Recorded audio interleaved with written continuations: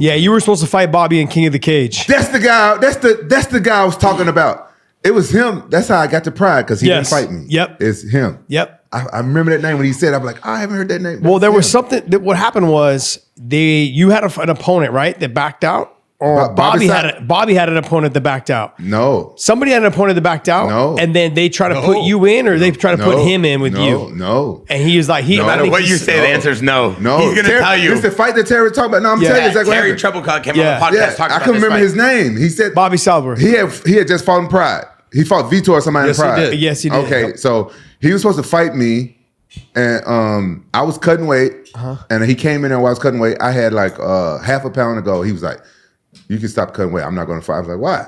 He was like, "Because I'm trying to get more money out of Terry." He wanted more money, and Terry came and told me. Hold on, everyone wanted more money out of Terry. Yeah, you wasn't making that much money in King of the Cage.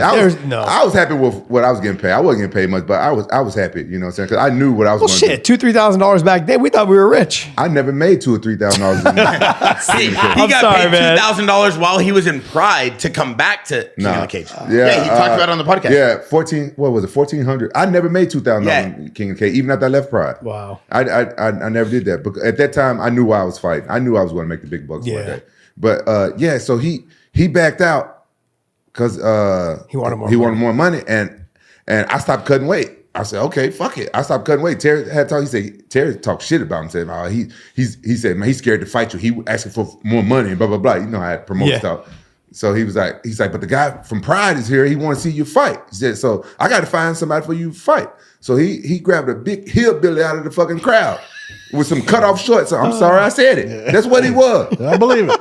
This guy was a heavyweight. I was 205. Well, 206. Yeah.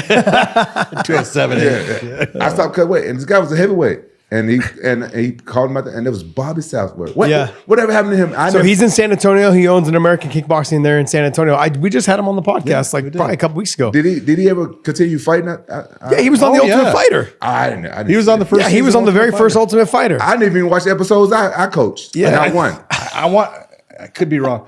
I think I did his last fight in Strikeforce. Okay, it was against Babalu, and he was actually doing really well against Babalu. Babalu, you were.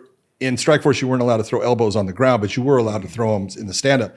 Babalu throws just a streaking elbow right down the middle and cuts him straight down, and they stopped the fight on him. Is that the one? Did the cage open on that fight for him? No, that was a different one. That was a different fight. You just brought up a great point about the elbows. In the last year, we saw this 12-6 become legalized. Yes. And you gave us an interesting story I remember seeing on why it originally became illegal. Do you want to kind of touch upon that?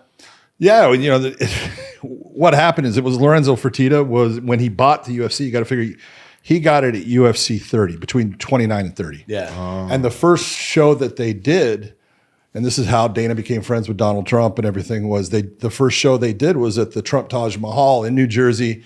It was called the Mark Ettis Arena,